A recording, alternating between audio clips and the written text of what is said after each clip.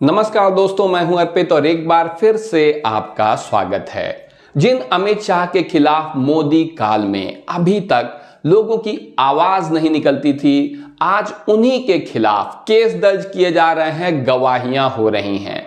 ऐसा इसलिए मुमकिन है क्योंकि 2024 लोकसभा चुनाव के परिणाम आने के बाद से सब कुछ बदल चुका है। आप सभी को याद होगा कि किस तरीके से बाबा साहब भीमराव अंबेडकर पर भरे सदन में टिप्पणी करके अमित शाह बुरी तरह से फंस गए थे, जिसका नतीजा अब यह है कि अमित शाह के खिलाफ केस दर्ज हो चुका है। और इन्हीं धाराओं में जब राहुल गांधी के खिलाफ केस दर्ज हुआ था तो उनकी संसद सदस्यता चली गई थी, उनका बंगला भी छीन लिया गया था। और अब यहां पर आप देख सकते हैं कि गृह मंत्री अमित शाह के खिलाफ दायर परिवार पर सुल्तानपुर एमपी एमएलए कोर्ट में हुई गवाही, यानी केस दर्ज होने के बाद अगली प्रक्रिया होती है, गवाही भी हो चुकी है। डॉक्टर अंबेडकर पर टिप्पणी से जुड़ा हुआ है यह मामला। क्या है मामला, आइए देखते हैं। डॉक्टर भीमराव अंबेडकर को लेकर केंद्रीय गृह मंत्री अमित शाह की ओर से लोकसभा भवन में की गई टिप्पणी के प्रकरण में गुरुवार को सुल्तानपुर एमपी एमएलए कोर्ट में गवाह के बयान दर्ज हुए हैं। अब कोर्ट इस मामले में 7 फरवरी को अगली सुनवाई करेगा, यानी तेजी से सुनवाई हो रही है, जिसमें दूसरे गवाह के बयान दर्ज किए जाएंगे। इससे पहले 15 जनवरी को परिवादी ने अपने बयान कोर्ट में दर्ज कराए थे।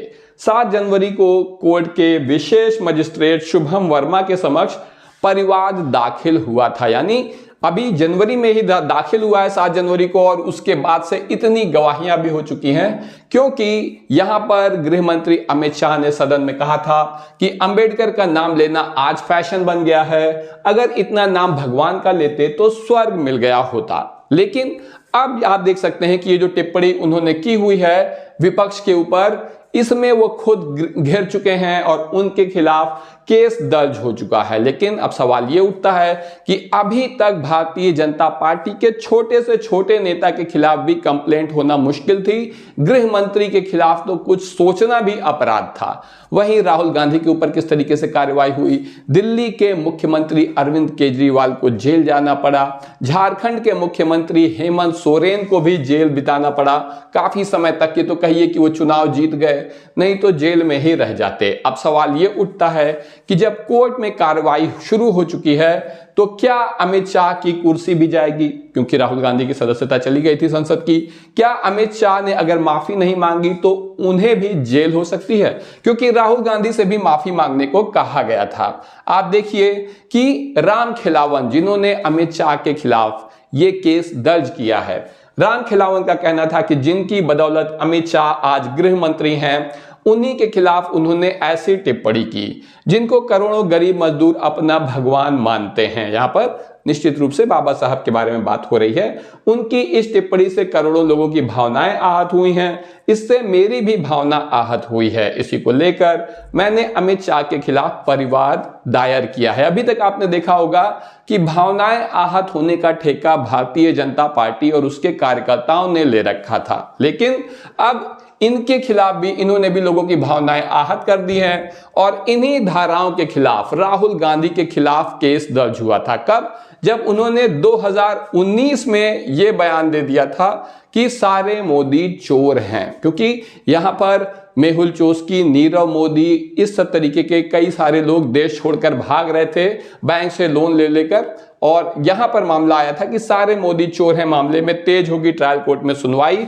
राहुल गांधी ने 2019 में दिया था बयान, उनके इसी बयान पर उनसे कहा गया था कि माफी मांगो, नहीं तो जेल जाओगे, तुम्हारी सांसद सदस्यता छीन ली जाएगी, ये होगा वो होगा। तब राहुल गांधी बोले कि सावरकर नहीं, गांधी हूं मैं, माफी नहीं मांगूंगा। और यह भी कहा कि मोदी और अडानी पर सवाल पूछता रहूंगा, सांसदी छीनकर डरा नहीं सकते। तो राहुल गांधी ने तो अंत तक माफी नहीं मांगी। लेकिन अब क्या यहां पर गृह मंत्री माफी मांगेंगे? क्योंकि जब राहुल गांधी ने माफी नहीं मांगी तो उनकी संसद सदस्यता कोर्ट ने समाप्त कर दी थी। इतना ही नहीं, आप देख सकते हैं कि वो बेघर भी हो गए थे। जो घर उन्हें मिला हुआ था सरकारी, वो आवास भी उनसे छीन लिया गया था, जिसमें पिछले कई सालों से राहुल गांधी रह रहे थे। ऐसे में जब ये पूरा मामला सुप्रीम कोर्ट पहुंचा तो सुप्रीम कोर्ट ने मामले को पूरी तरीके से पलट दिया। राहुल गांधी की संसद सदस्यता भी सुप्रीम कोर्ट ने बहाल कर दी थी और उनका बंगला भी उन्हें वापस मिल गया था। लेकिन अब जो गृह मंत्री अमित शाह के खिलाफ मामला है, इसमें ना तो उन्हें प्रधानमंत्री नरेंद्र मोदी बचा पाएंगे, ना ही सुप्रीम कोर्ट से कोई राहत मिलने की संभावना है, क्योंकि अमित शाह ने जो बयान दिया है वो संसद में दिया है, जिसकी रिकॉर्डिंग मौजूद है और आज देश का बच्चा बच्चा जानता है कि अमित शाह ने किस तरीके से बाबा साहब भीमराव अंबेडकर को अपमानित किया था। ऐसे में आप देख सकते हैं कि अब इनके खिलाफ जो परिवाद दर्ज हो चुका है और इस पर गवाही भी शुरू हो चुकी है और जल्दी ही कोर्ट का फैसला आएगा। तो इस बारे में आपका क्या कहना है? क्या अमित शाह की सदस्यता रद्द होनी चाहिए संसद की, उनकी सांसदी जानी चाहिए और उनका गृह मंत्री का पद भी जाना चाहिए? क्योंकि ऐसे ही मामले में अन्य विपक्षी नेताओं पर यही कार्रवाई हुई थी। इस पूरे मामले में आपका क्या विचार है, कमेंट में जरूर बताएं। वीडियो को लाइक करिए, चैनल पर पहली बार आए हैं तो सब्सक्राइब करना मत भूलिए और इस वीडियो को अपने दोस्तों के साथ भी शेयर करिए। अभी के लिए बस इतना ही, धन्यवाद।